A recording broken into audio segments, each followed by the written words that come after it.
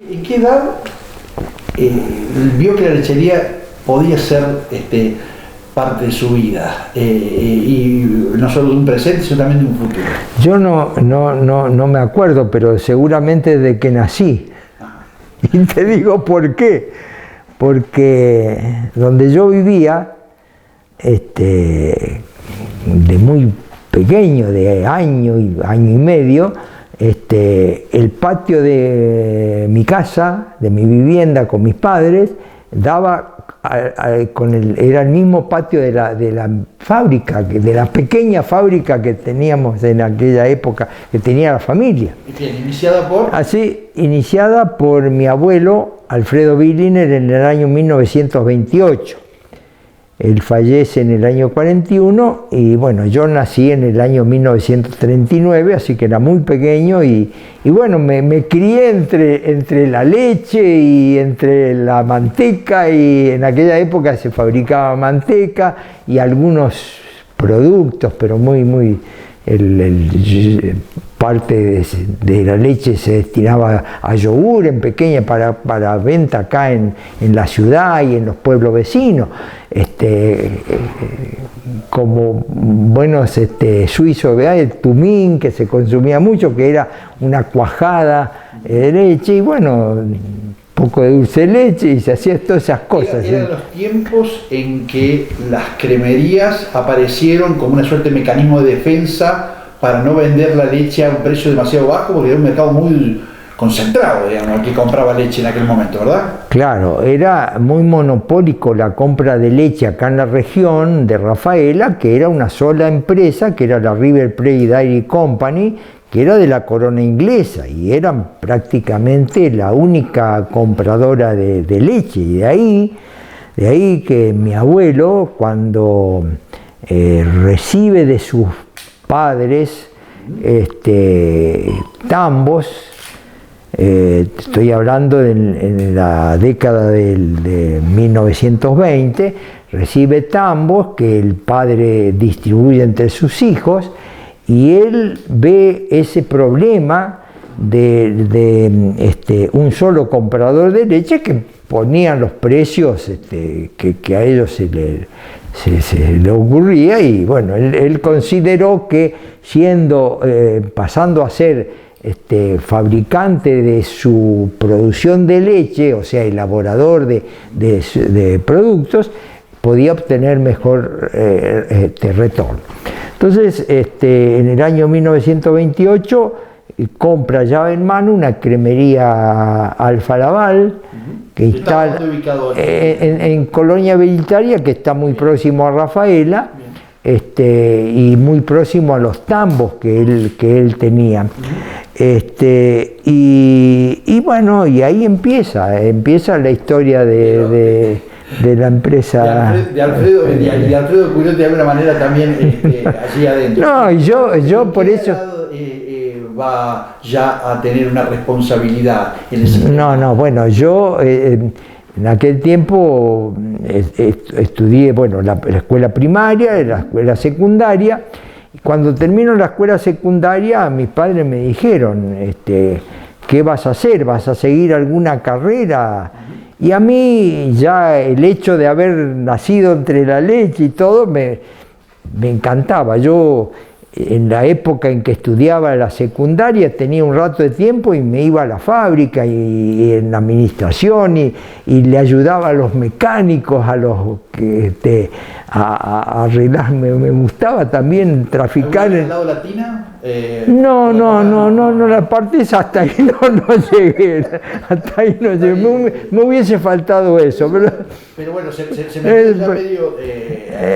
no, sí, conocía bien los procesos de elaboración y demás, porque uno estaba metido ahí entre la leche todo el día, así que en ese sentido. Y cuando me recibo, en aquella época a los 18 años, mi tío, Armando Billiner, que en ese momento lideraba la empresa, yo orgulloso le digo, tío,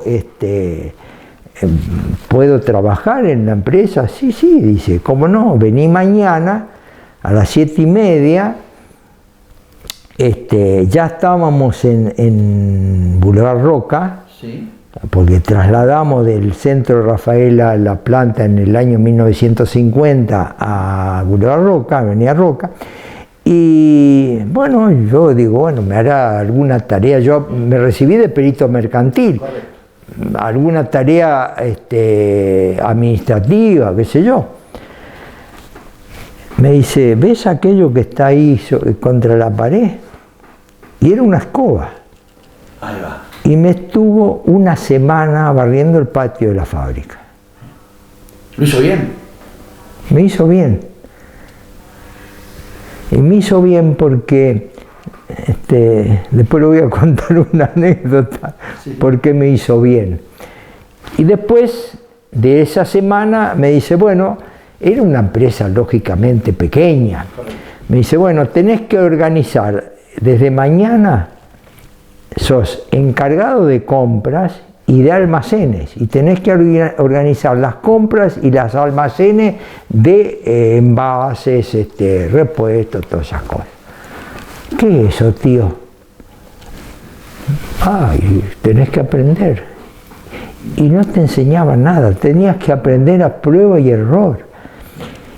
Y esa prueba y error, cuando vos acertabas, hacías las cosas bien, no te decían nada, porque la obligación era hacer las cosas bien. Bien. Si hacías algo mal, sí te retaban. Bien. Otros tiempos, Otros tiempos, códigos, otras tipo de cosas. educación, digamos, ni mejor ni peor, distinto. Digamos. Pero bueno, así fui aprendiendo, y entonces 18 años, después en aquella época se hacía el servicio militar a los 20 años. Me toca ir al servicio militar un año. Entonces me fui a hacer el servicio militar. Cuando vuelvo, ¿A dónde fue? acá en Rafaela, en un distrito militar, Bien. cuando vuelvo, me dice, bueno, ¿sigo en compras? No, ahora te vas a dedicar a las ventas. Vas a salir a comercializar los productos por el país. Qué bueno. O sea, le hizo un paseo, una educación completa por lo que significa la empresa. Bueno, y ahí organicé toda la parte comercial, ya era una empresa ya más grande, qué sé yo. ¿Con qué marcas salían al mercado en ese momento?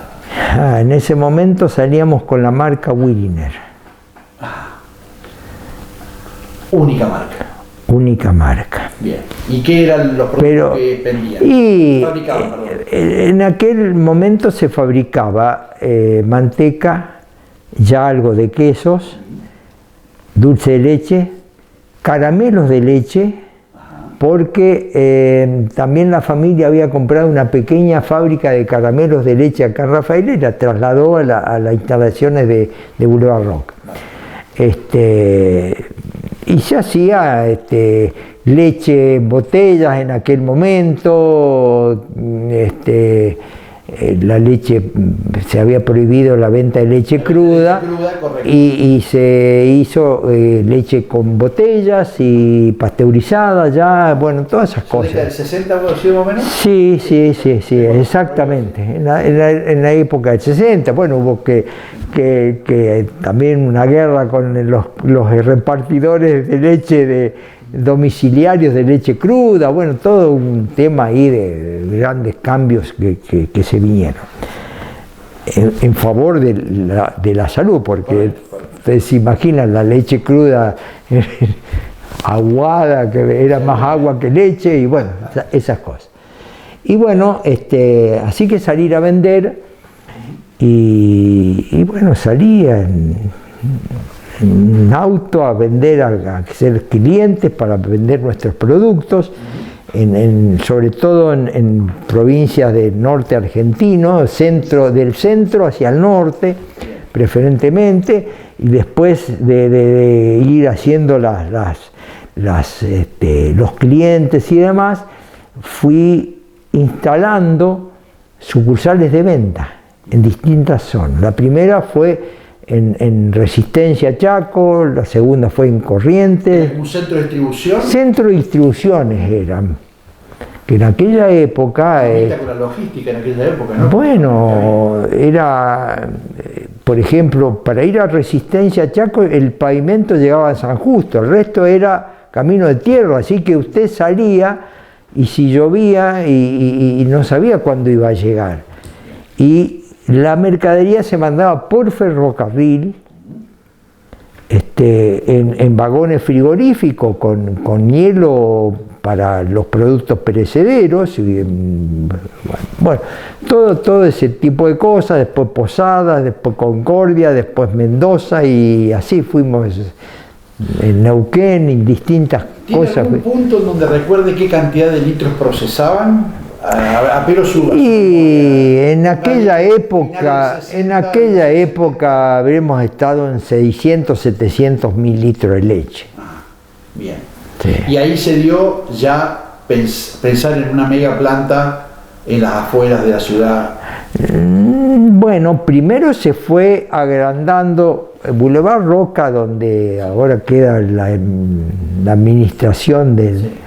La venta y venta al público, era en aquella época los suburbios de la ciudad, entonces había lugar para expandirse y se expandía. Ahí empezamos a hacer una quesería más grande, las plantas de leche en polvo y distintas cosas, ¿no es cierto?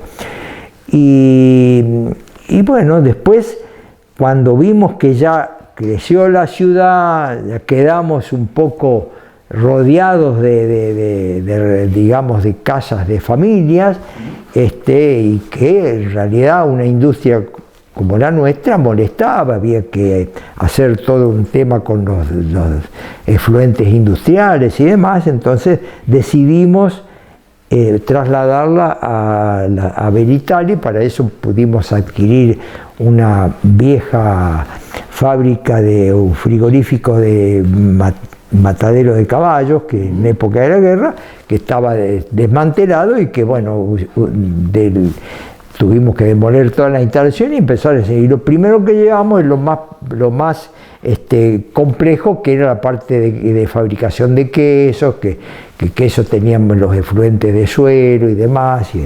¿Qué año aproximadamente que se puso en marcha esa fábrica después de...? Y esa fábrica se compró en el año 75 y ahí se fue empezando a trasladar de a poco. Bien. ¿Y la inversión siempre hubo financiamiento bancario o en general, digamos, se fue haciendo...? No, por suerte no. Por suerte en aquella, yo no sé si era porque éramos eficientes o qué, pero lo hacíamos con fondos propios. Bien, bien. O sea, toda la expansión que se hizo hasta hace, yo diría, 10 años se hicieron con fondos propios. Bien.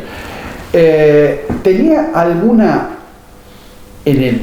lo que proyectaba en la empresa, algunos ítems, diríamos, no hablo de la hoja de ruta, sino algunas normas, por así decirlo, que sí o sí la empresa debía respetar en cuanto a los productos, en cuanto al paso que daban, qué largo era, cómo era el sistema de gobernanza de la empresa? Tenían, me imagino, una suerte de protocolo que la empresa tenía, y qué es lo que buscaban, digamos, la identidad, la marca. Claro, bueno, ¿Era parte del debate eso? La empresa fue creciendo el tiempo y fuimos incorporando leches. También los productores que teníamos fueron incrementando su producción primaria, y entonces yo digo que la industria láctea crece en la medida que te empuja el crecimiento de la leche. Bien, bien. Porque el comprar leche significa el compromiso y la fidelidad que tiene que tener entre el productor y la empresa. Es un matrimonio. Entonces, y un matrimonio tiene que ser bien avenido, porque si no, no sirve. Entonces, ese crecimiento fue empujándonos a tener que crecer. Bien. Y cuando se decidía una inversión tecnológicamente, ¿había alguna...? Claro, bueno, siempre tuvimos, digamos, pusimos especial énfasis y pasión en cosas, en productos de calidad, y para ello necesitábamos tecnología de punta siempre. Siempre hemos sido, digamos, ido actualizando la parte de equipamientos y de procesos. ¿Tenían algún espejo donde se miraban algún modelo que les gustaba mucho? Decir, no. Es un modelo propio. Era propio. Bien. Era un modelo propio. Era un modelo propio porque, bueno, en aquella época había, digamos, industrias que andaban bien, y otras que no. Entonces uno buscaba siempre yo creo que más que todo fueron los viajes que hacíamos a Europa y veíamos cómo era la industria allá, cómo había que manejarla, cómo había que digamos, sobre todo el tema de la calidad de los productos, la higiene bromatológica, todo. Y eso significaba un trabajo que también se hizo durante muchos años, que era el mejoramiento de la materia prima, porque en lechería, o sea, en productos lácteos, si no hay buena materia prima, no hay buenos productos finales. Eso es una cuestión es esencial. Un buen producto nace ahí en el nace en el tambo. Y de ahí es todo el trabajo que se hizo para mejorar la calidad de leche en origen, que es asesoramiento, capacitación, enfriamiento, transporte. Clarito. Y porque la obligación de la industria era que se produzca buena leche, pero después había que transportarla y también había que cuidar de que la leche llegue de buena calidad del tambo a la planta. Entendido. ¿Un portafolio de cuántos productos, digamos, póngale No, bueno, ya después va creciendo, porque también el mercado empieza a exigir, a ser más, digamos, exigente de variedades de cosas. ¿Por qué? Porque simplemente las comunicaciones van llegando con mayor, digamos, eficiencia y realidad. Entonces, si usted ve que en Europa consumen tal producto, y bueno, también la exigencia, y acá, ¿por qué no? ¿Por qué no podemos comer tal tipo de queso? ¿Por qué no podemos comer tal tipo de producto lácteo? ¿Hay algún producto que recuerde particularmente con mucho cariño que significó un pliegue, incluso económicamente muy rentable? Yo estoy pensando, por allí, hay un producto para niñas infantiles o alguna línea de productos que usted diga, mira, acá pegamos un salto interesante. No, por ejemplo, en líneas infantiles nunca nos metimos, pero sí nos metimos en productos, en la variedad de quesos, en la variedad de yogures, en la variedad no en dulce, bueno, en dulce de leche también, porque había dulce de leche familiar, pastelero o repostero. No solo a nivel de producto, sino a nivel de packaging también. Bueno, también fue variando eso, porque aparecieron condiciones, porque primero tiene que aparecer una condición de la economía de este país para. Yo me acuerdo cuando empezamos con la leche pasteurizada en Rex, que traíamos los envases y los equipos de Estados Unidos, épocas de Martínez de Hoz. El tipo de cambio permitía eso. Cuando eso se terminó o se cambió, bueno, a la chacarita la máquina y no podíamos traer más los envases porque no se fabricaban acá en Argentina. Claro, un insumo dependiente. Digamos. Era el insumo dependiente afuera y también, bueno, fíjese, el hecho de haber estado importando equipamientos para elaboración y para fraccionado de Europa, sobre todo porque era la lechería más parecida a la Argentina, después se empezaron a fabricar en el país cuando no hubo posibilidad de importarlo. Y ahí creció mucho la industria metalúrgica destinada a... Del inoxidable, del frío. Exactamente, exactamente. Y si ustedes, la década del 80, en materia lechera, digamos, estamos pensando que arrancamos con 40.000 tambos, póngale, digamos, como cifra, estamos en los 6.000 millones de litros de leche que llegamos a fines de la década del 80. Sí. ¿Hay algo que signa la década del 80 y algo a la década del 90 que cambia el sentido del gobierno también? En un gobierno... Y claro, había, por ejemplo, en la década del 90 que hubo estabilidad, ahí el crecimiento, porque evidentemente se animó más el productor, y también porque también fue cambiando digamos, la producción primaria de leche de digamos, producción pastoril a producción suplementada, pastoril con suplemento. Sí, sí, sí. Y luego también cambió y fue más menos pastoril y más de alimento balanceado. Sí, sí, correcto. Voy a hacer una pequeña marcha atrás porque me gustaría ver cómo se llegó a la decisión de pasar de una industria a secas, o alguna vez con algún tambo, digamos, a un sistema de comprar una gran cantidad, establecerse como unos grandes productores de leche, y llegaron a ser los productores de leche más grandes de la República Argentina, y adquirir la fábrica y la marca de Lorenzo. ¿Cuándo fue eso? Y eso fue en el año 1978. Y fuimos, sí, ahí nos hicimos cargo a medida que fuimos comprando las acciones de la empresa, que estaban en distintas manos. Era en principio una inversión, que después terminó siendo, digamos, se quedaron... Sí, pero era una inversión estratégica, porque evidentemente el objetivo era en algún momento digamos, agregarla a lo que era, digamos, Rafaela y sus instalaciones. ¿Y de Lorenzi qué es lo que compraron de Lorenzi? Nosotros compramos de Lorenzi, era una empresa familiar, pero que de la familia de Lorenzi, pero que actuaba en el mercado de acciones, o sea, en la bolsa. Y así que estaba, digamos, las acciones pagamadas en manos de la familia, en manos de gente que compraba acciones, que invertía en acciones,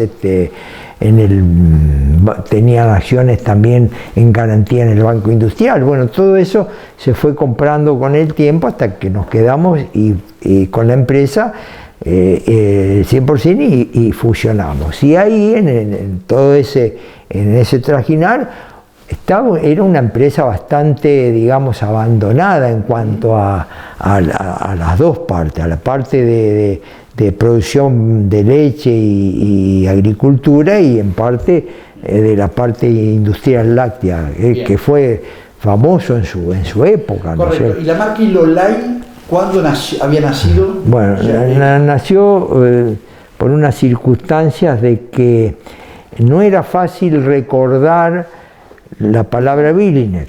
¿Por qué? Y digo Berliner porque era origen suizo-alemán. Si era inglés es Berliner. Correcto. Entonces, como algunos le decían Berliner, otros Berliner, otros Wiener. Entonces, mi padre, que estaba un poco en la parte de marketing y demás, dice, vamos a cambiar la marca, a ver si... Entonces, hizo un listado de marcas, entre ellas Ilolay, que no sé de dónde la había sacado, y después le voy a decir cómo la encontramos después, y la encontró él. Fue a Buenos Aires al registro de marcas y la única que pudo registrar era Ilolay. Bueno, vino y ahí fuimos cambiando. ¿Eso empezó a darse desde qué época aproximadamente? Y eso estoy hablando, no, eso puede ser en el 60, en la época del 60. Entonces, después cómo encontramos la marca, Sí. porque acá había una tienda que era Ilolay, pero yo no creo que... Después él tenía un amigo que tenía una librería muy grande y una imprenta en Jujuy, que eran amigos de la juventud y demás, y lo fue a visitar a Jujuy, y ahí encuentra un libro con leyendas del norte argentino, Sí. y ahí encuentra el libro de Ilolay, que es una flor milagrosa, la leyenda es una flor milagrosa que un cacique emplea para curar de muerte a una hija que estaba muriéndose y la cura. Así que, y bueno, ahí nos enteramos de qué era la marca Ilolay, o sea, de cuál era el origen. Y hay un folleto justamente que después la gente de marketing más nueva hizo porque muchos preguntaban, ¿qué es la marca Ilolay? Entonces de ahí esa es la mayoría. ¿Cuántos tambos, ahora ya vuelvo en esta marcha y contramarcha, me meto de nuevo en la fines de la década del 80-90, ya están establecidos con cuántos tambos aproximadamente? Mire, yo recuerdo que en aquella época debemos haber tenido 40 y pico de tambos. Bien. ¿Y ya la marca de Lorenzi también la pusieron a correr en las góndolas? Sí, sí. ¿Por qué? Por una cuestión, nosotros no teníamos penetración en Buenos Aires porque no nos alcanzaban los productos. Cuando compramos de Lorenzi, entonces seguimos con la marca de Lorenzi y ellos tenían un centro de distribución en Buenos Aires. Y seguimos por unos años más con los quesos de Lorenzi, porque ellos tenían queso únicamente, y fuimos incorporando después también la marca Ilolay y después ya la marca de Lorenzi La marca de Lorenzi fue muy conocida antes, porque era de Lorenzi queso fresco, sí, todo el mundo conocía por eso, pero después se fue perdiendo eso a medida que pasaban las generaciones y entonces unificamos en Ilolay y todo. Yo ubico la década del 90, una década de enorme crecimiento, sí. Superamos los 10.000 millones de litros de leche, la industria se tecnificó, nos cuenta Carlos Berra que él entiende que fue el periodo, sobre todo cuando hubo estabilidad después del 93, de mayor incorporación de tecnología, que recuerde su vida de 50 años. Sí, ahí cambió, bueno, el tema de el ordeñe mecánico, el crecimiento, bueno, la parte genética también, toda una serie de cosas, también. Y lo industrial en capacitar para lo que hablábamos antes de calidad mejor de la leche, con enfriamiento y primero fue refrescado con agua y después fue enfriamiento, ya los tambos y demás, y ahí hizo así la producción. Fue un crecimiento que nos obligó a crecer también a una explosión en crecimiento de capacidad de elaboración. Sí. Y ahí nace el tema de las plantas de leche en polvo. Bien. Porque ella... ¿En aquel momento se le había ocurrido una idea que creía podía haber sido muy superadora, pero no tuvo plafón? Sí, yo... todos los industriales lácteos más o menos que necesitamos hacer, digamos, cómo poder elaborar digamos la mayor producción de leche, pensamos en la leche en polvo, porque había una sola marca prácticamente en Argentina, que era Nido, que era de Nestlé. Exacto. Y después, bueno, todos nos animamos a hacer algo y también porque la exportación entró a funcionar, la exportación de leche en polvo.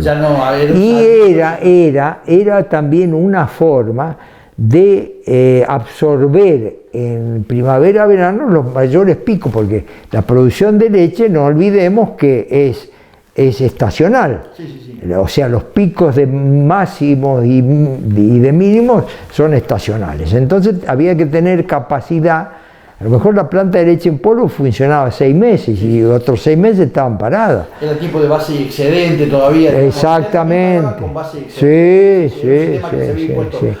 Sí. Y no tuvo... Lo del excedente, más que todo, era se evaluaba el tema exportación. Bien, perfecto. O sea, era más que el consumo interno. Usted ve ahí una lechería exportadora, pero Brasil devaluó. Y claro, 98, claro, 99, llega Fernando Enrique Cardoso y cambia. Claro. Y éramos independientes exportando nosotros. No, ya había mucha, a través era mucho África, era algo, bueno, Paraguay tenía poca lechería, era muy consumidor de nuestra leche. Brasil poco, fue al principio, después se hizo un buen comprador, y que hubo también altibajos con el comercio exterior con Brasil, de acuerdo justamente a los temas de cambio. Después cuando vino el Mercosur, ahí ya esas diferencias de costos se obviaron, y bueno, Brasil, que creció más que nosotros en lechería, ya medio más se autoabastecieron, ¿no? A pesar de haber sido digamos un mercado de 160 millones de habitantes. Bien, pero la lechería transitó un momento al fines de 2000, cuando ya hay un estrés en la economía argentina muy grande, claro. Un tipo de cambio muy apretado ahí. Y la leche en polvo que no superaba los $1.500 la tonelada. Claro, sí, era $1.200 de promedio. Y ahí es como que implosionó todo. Claro. Creo que fue cuando nos conocimos. Sí, en las luchas, en la puerta de las fábricas. ¿Qué nos pasó? Y bueno, ¿Y la crónica del final anunciado? No, yo creo que eran las reglas de juego económicas del país. Porque no nos olvidemos que siempre fue más o menos el 90% de la producción de leche destinada al mercado interno. Entonces dependía mucho de los vaivenes de la economía argentina y de la posibilidad del consumidor argentino. Eso fue... Y hubo épocas que, por ejemplo, veía cuando había crisis y los productos de mayor valor agregado eran los que menos se vendían. Por ejemplo, el tema yogur, el tema de postres. ¿Cómo lo surfearon ustedes? Porque usted estaba bueno, surfeada. Con turbulencia, o ese avión con turbulencia. Bueno, era cuestión de pasión y de no bajar los brazos y de buscar soluciones.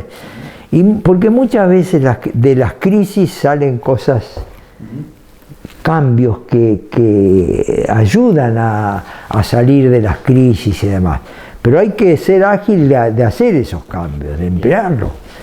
Y como, bueno, nosotros éramos un equipo de gente que trabajábamos en consonancia estábamos metidos un poco en todo, tomábamos las decisiones que correspondían y eso nos dio. Y después también el hecho de estar siempre bien equipados, y con productos de calidad y todo. Tras la crisis sale mejor lo que están más preparaditos. Sí. Hay que estar preparado. ¿Usted condujo la empresa hasta...?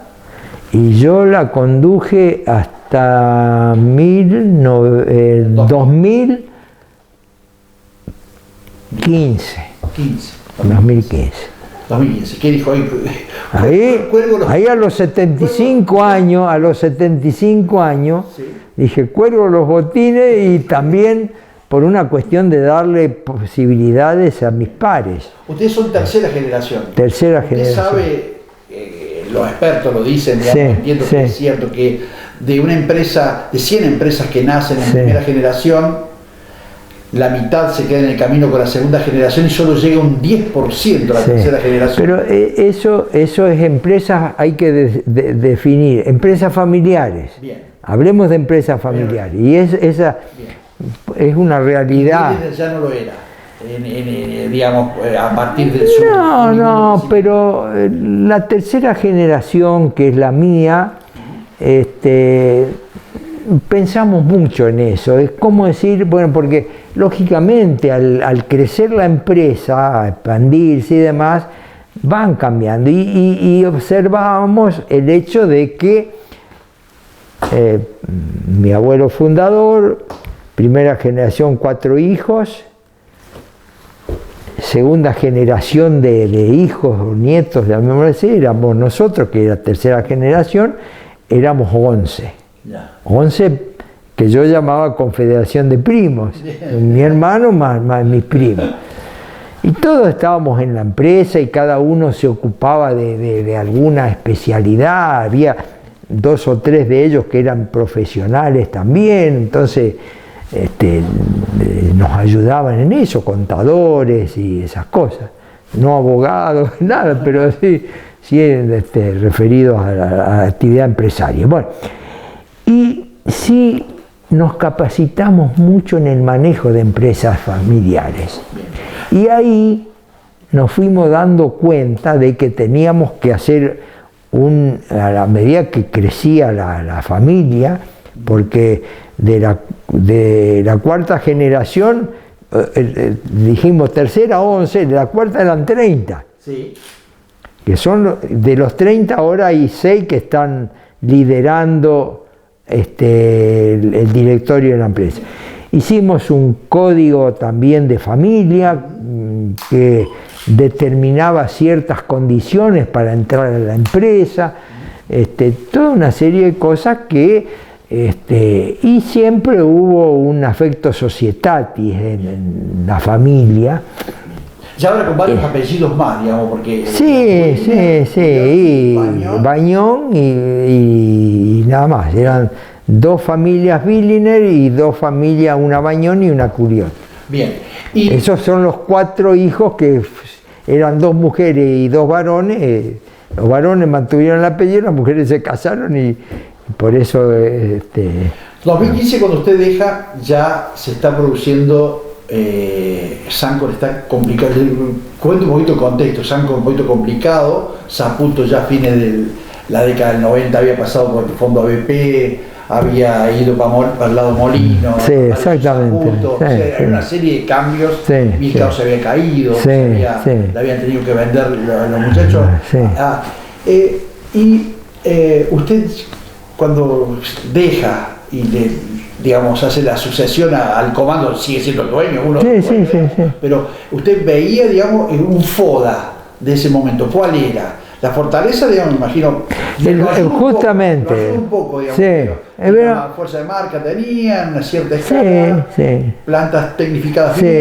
Pero el FODA se hizo con una visión en el tiempo, o sea, sustentabilidad en el tiempo. Una empresa como la nuestra que había llegado a procesar 1,5 millones de litros de leche por día, de los cuales 250.000 eran propios, de producción propia, que yo digo que en su momento, ¿por qué los estamos propios? Porque si en algún momento nos quedábamos sin productores terceros que nos vendan su leche, teníamos una salida que era la leche propia, por lo menos algo de producto íbamos a poder seguir haciendo. Eso un poco fue un concepto primario, ¿no es cierto? Pero que después ya se fue digamos, la proporcionalidad se fue... sobre todo fue creciendo la compra de leche a terceros y lo nuestro creció también, pero no en la proporcionalidad que tenía en un principio. Bien, hoy cuando uno dialoga con cualquier experto de lechería dice, mira, la escala es casi... O sea, está bien que todo, digamos, en Argentina todavía es viable casi toda lechería, en especial si trabaja el dueño, pero él es muy viable, todo el sistema, pero algunos son mejores que otros. Y la escala parece como un elemento, también lo es para la industria, también lo fue para Whirlpool. Claro, exactamente. ¿Sí? Exactamente. Justamente en los FODAs que se han hecho, daba que nosotros teníamos que ir a 2,5 millones de litros para ser sustentable en el tiempo. ¿Y eso era imposible? Y era imposible, yo creo, por dos cosas. Primero, porque conseguir 1 millón de litros de leche más, teníamos que expandirnos y conseguir 1 millón de litros de leche más, que no es fácil.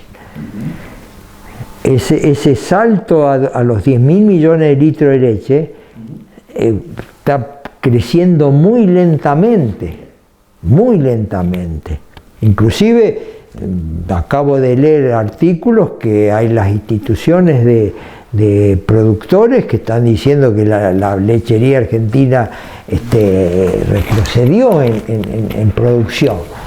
¿No ha crecido? Yo creo que ahí ha crecido sigue creciendo muy lentamente. Nosotros, yo fui socio fundador de Fumpel y hay un trabajo hecho que en el 2020 teníamos que haber llegado a los 18.000 millones de litros y era perfectamente factible eso, ¿cierto?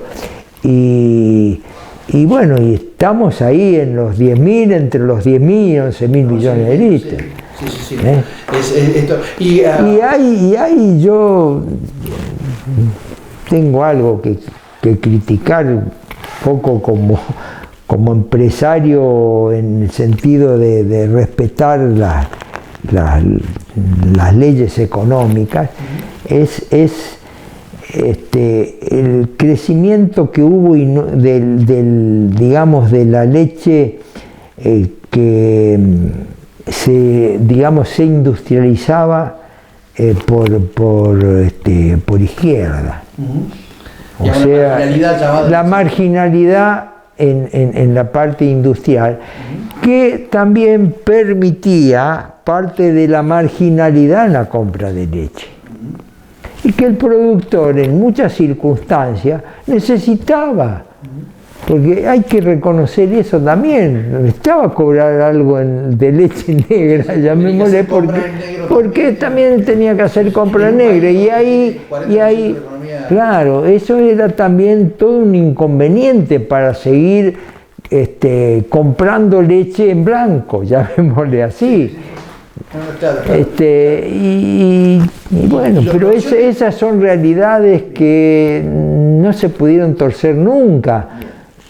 ¿Y el contexto político, económico, eso, digamos, en algún momento cansa a una empresa, estresa, o es un estrés lógico que también lo viviría en Norteamérica o en economías, las oceánicas, que son más estables? Bueno, eso depende de la pasión o voluntad que ponga el empresario. Buscando los caminos necesarios. El otro tema que a nosotros nos llevó a desprendernos de la parte industrial láctea era que ese crecimiento iba a demandar financiación externa. Nosotros hasta 10 años atrás, todas las inversiones que hacíamos en crecimiento, que era edificios, instalaciones, equipamientos, etcétera, etcétera, lo hacíamos todo con rentabilidad que tenía la empresa.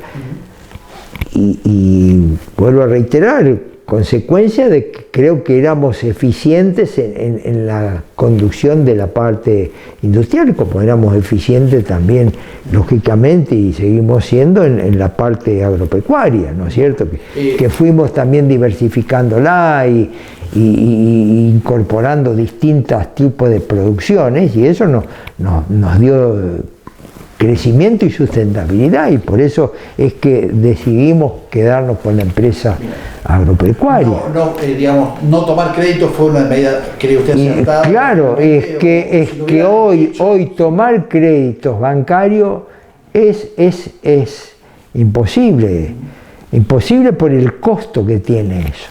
Bien. Que no lo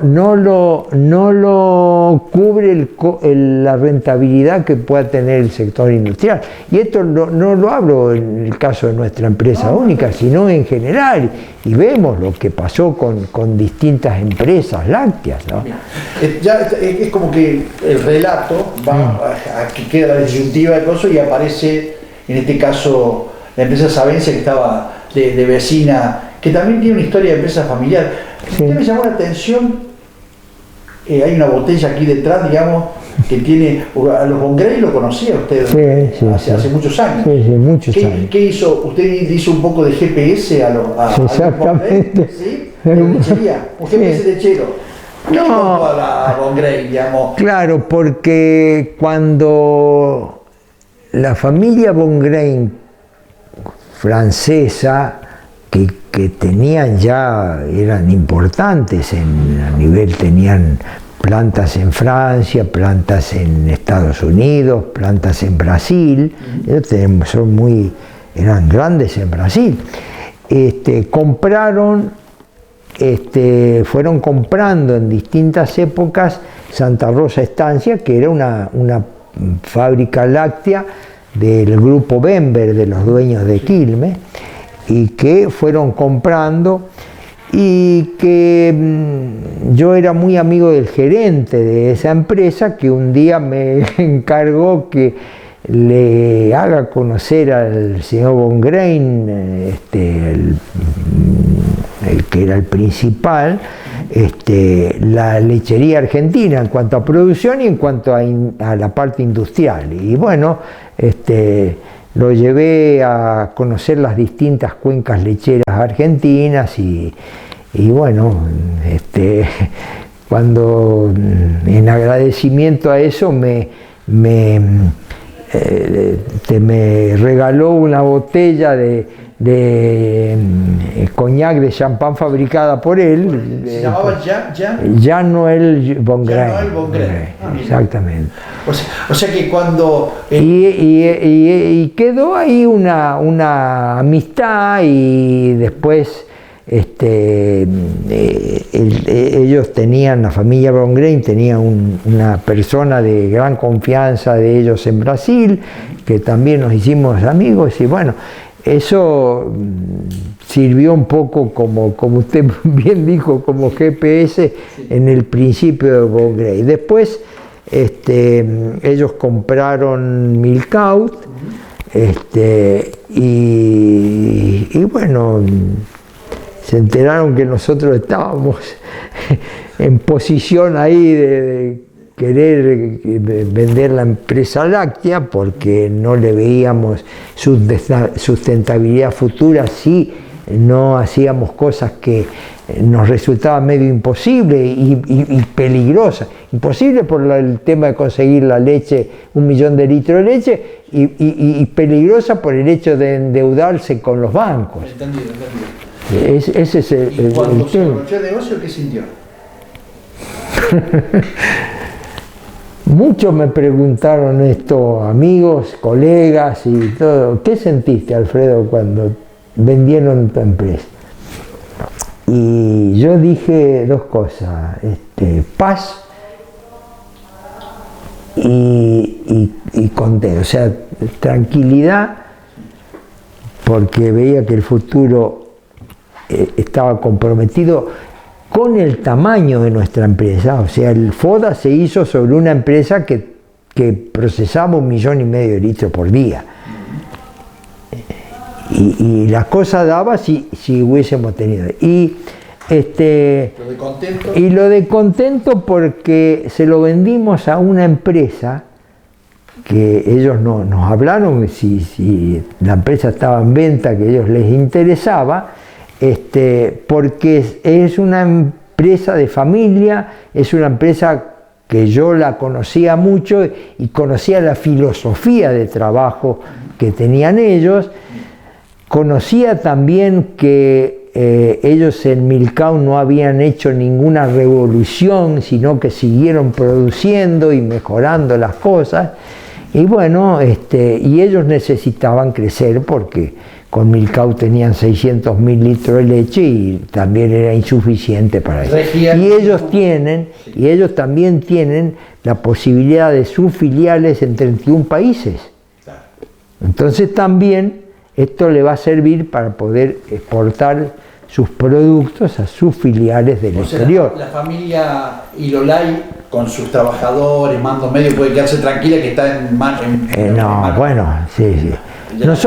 Nosotros tenemos una filosofía de respeto hacia el personal.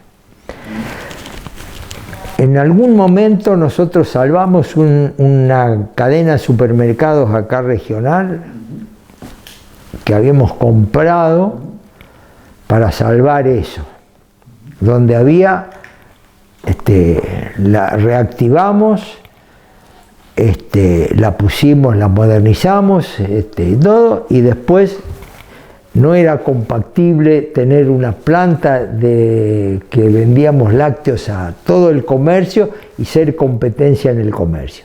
Entonces decidimos venderla, la vendimos a la empresa de Brown, que es de la Anónima, con una condición de que respeten a toda la gente que teníamos nosotros como empleados de esa empresa. Y en este caso, con la empresa láctea, lo primero que le dijimos cuando estaban en las negociaciones, que tiene que seguir todo el personal tal cual, porque fue la gente, nosotros siempre tuvimos buen personal, consecuencia de... ¿Cuántos son aproximadamente? 1.300 personas. Con todos los centros de distribución, administrativos, camiones. No, camiones no. No, eso habíamos tercerizado, bueno. Bien. En algún momento tercerizamos la flota de camiones y demás. Bien. Entonces, y eso porque siempre respetamos al personal y ellos nos colaboraron siempre en todo lo que, o sea, buenos trabajadores, en una palabra. Perfecto. Que es lo que a mí más digamos, yo me emocioné en un solo momento. Cuando vinieron los señores von Grain, que vino con los directivos de su empresa de Francia y demás, a tomar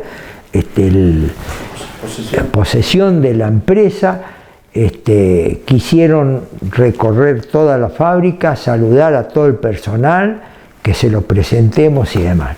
Y después pidieron reunirse en el comedor de la empresa todo el personal. Y me emocionó ahora. Es verlo a ellos ahí reunidos y no poder agradecerles todo lo que habían hecho por nosotros. Bien. Evidentemente también han sido... Porque era una familia, los 1.300 era una familia, que todos nosotros los atendíamos, le venían a plantear problemas familiares, cosas, y uno siempre trató de ayudarlos, porque era buena gente. Todo. Y no pude. No pudo decírselo en ese lugar. Pero sí, al último nos abrazamos todos. Es una imagen que vale más que mil palabras. Eso es así, pero... Sí. Lo saco un poquito por algunos temas que son muy picantes, que tienen que ver con el día a día ahora, y algunas preguntas que también forman parte seguramente de la reflexión. ¿Fue correcto comprar tambos, dedicarse a producir y expandir horizontalmente la empresa a la luz del tiempo? ¿Es aconsejable para una empresa que...? Sí, lo que pasa que no fue nomás en la parte agropecuaria, o sea, primero era una sola sociedad y después fuimos separando.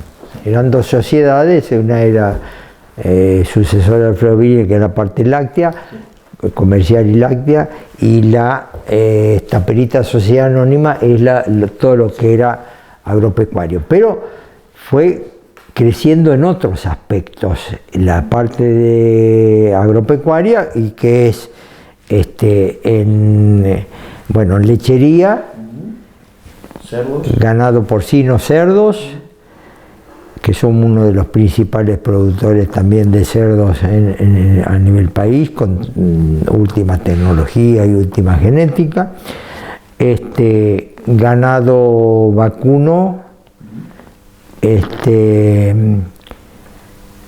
agricultura, porque toda esa superficie que rescatamos de la producción de leche pastoril se hace agricultura. Bien, bien. Eso, Y ahí se genera todo lo que es el alimento para los tambos y para la parte de cerdo. bien. Y eso es lo que sufrutan los dueños, digamos, William el Bañón. Claro, exactamente, sí, tenemos la misma. Sí. O sea que tiene una mirada, usted recuerda la primera. Y también está la parte forestal, tenemos un desarrollo a muchos años en el sur, en la provincia de Neuquén, con riego. Forestación. Bueno, es varias cosas. Varias cosas. ¿Viñedos? No todavía. Pero mire, yo le voy a contar cuando fuimos con mis primos a ver lo que nos ofrecieron. Fue por consecuencia de que uno de los técnicos nuestros, ingeniero agrónomo de Taperitas, tenía parientes en el gobierno de Neuquén, y enterados de qué hacíamos nosotros, ellos tenían tierras fiscales con riego que licitaban. Y tenían un problema en Neuquén, en toda esa zona, el tema de la terminación de la hacienda para carne. O sea, no tenían carne, y ellos están en la zona libre de Astosa, por lo tanto no podían llevar carne de la zona con Astosa en aquel tiempo, entonces tenían que digamos consumir carne más de la precordillera, pero no terminada, o sea, mala calidad de carne. Bueno, la cuestión es que nos mandan a llamar y nos ofrecen de comprar, o sea, licitar, porque eso salía a licitación, tierras fiscales que sí tenían riego. ¿Por qué? Están ubicadas en Picún-Nenfú, que es es la capital del viento, Picún-Nenfú, y es ese campo que licitaban daba con el río Limay y con la ruta pavimentada de Neuquén a Bariloche. Entonces fuimos a verlo, y es desierto. Con agua. Con agua. Y con agua del Limay, que es un agua de hielo. Exacto. Y había algunos, y ellos nos decían de que había algunos productores muy pequeños que hacían, digamos, compraban la hacienda de la precordillera y hacían una especie de feedlot, pero muy pequeños. Y como ustedes tienen, justamente este pariente era el que nos atendía los feedlot acá en San Justo. Entonces dice, ¿por qué no hacen feedlot y con riego hacen la comida, que es maíz y alfalfa? Bien. Triplica el rendimiento de maíz 3 veces a lo que hay en esta zona. Y alfalfa hasta 10 cortes por año. Impresionante. Impresionante. Entonces, está bien, la tierra no vale nada, pero sí preparar la tierra, queda 1 hectárea al mismo precio que acá. Pero con la posibilidad de producción mucho mayor. Así que eso hace ya 5 o 6 años que estamos trabajando en eso, y es parte de eso para los herederos. Bien, perfecto. Porque por eso le decía, es no solamente eso, sino que por el tema de viento hay que plantar barreras forestales, cortinas forestales. ¿De qué? De álamo blanco. Entonces se plantan 5 5 filas de árboles en distintas fechas, porque el álamo blanco se usa la madera para los cajones de fruta de exportación. Perfecto. Así que ahí hay. Y después, bueno, ahora hay también una posibilidad con una gente chilena que nos hablaron para la cría de truchas en el río Limay. Así que bueno, mire, yo cuando hablo con los chicos a mí me enloquece porque... ¿Y va de vez en cuando? ¿Ha ido a Neuquén un par de veces? Sí, voy a charlar con ellos. Allá sí, ahora hace bastante que no voy, pero sí.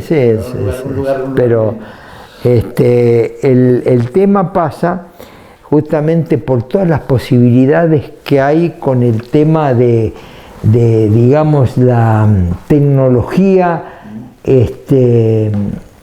y con, digamos, la biotecnología. Claro. En toda la parte agropecuaria. Lo vimos, no, pero en la parte de forestación, en la parte de agricultura. Mire, yo inclusive a veces hablamos y por las noticias que llegan, la leche no la va a producir más la vaca, va a ser tecnológicamente la biotecnología, sin vaca. Ya están haciendo experiencias y la carne lo mismo, están haciendo experiencias en Europa, están haciendo experiencias de leche en Israel. Sí. Entonces, y hoy cómo están cambiando las cosas, con la velocidad que cambian las cosas. Yo no sé cuántos años, yo no lo vamos a ver nosotros, pero fíjese lo que hay que pensar en el futuro. Y para una empresa, digamos, que tiene este tamaño. Entonces, cuando los chicos que están muy imbuidos, y en el cuidado del medio ambiente también, que eso también es una cuestión. Fíjese lo que está pasando hoy en Uruguay con el tema del agua y esas cosas, y los cambios, y el cambio climático. Sí, tremendo. Quiero hacer 2 o 3 cositas finales. Usted sabe que mañana hay un abrazo a una empresa láctea que ha tenido un problema grave, que es en Moctezuma, en Carlos Casares, la empresa Lácteos Vidal. ¿Es alguna reflexión esto a usted, estimado? Mire, estos son problemas.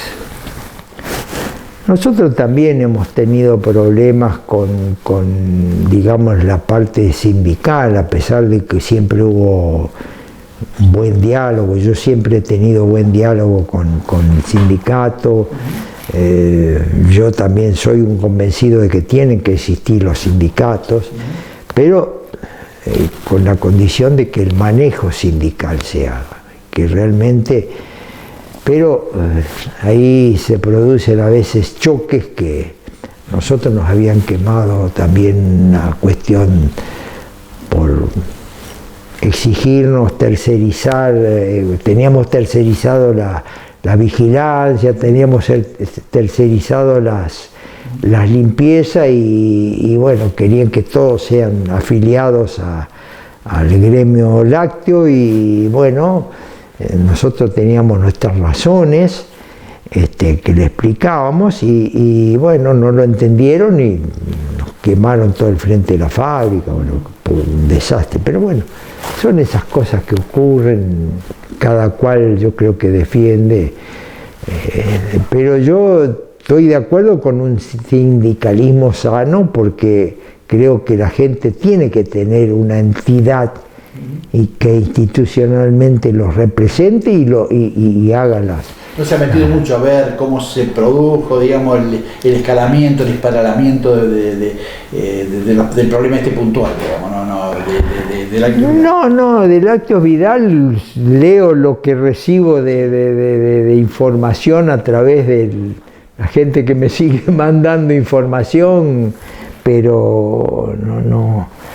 Yo me he desentendido después a los 75 años y dedicado un poco a mí, a mi familia y a mis nietos y todo.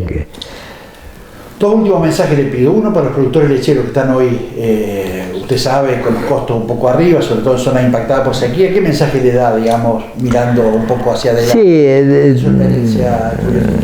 Yo diría que el mensaje que le puedo dar es un mensaje de normalidad fuera de las sequías, porque yo creo que hay que estar, el productor tiene que estar pensando en cambios que yo muchas veces lo hablé en reuniones con productores y demás. Primero es la escala.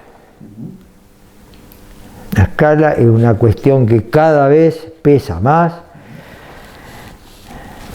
Tecnología. Modernizar la tecnología. El tema genético. El tema, y todo eso va a requerir, porque el problema es más que todo el tambo chico, y que acá hay muchos, todavía tambos chicos.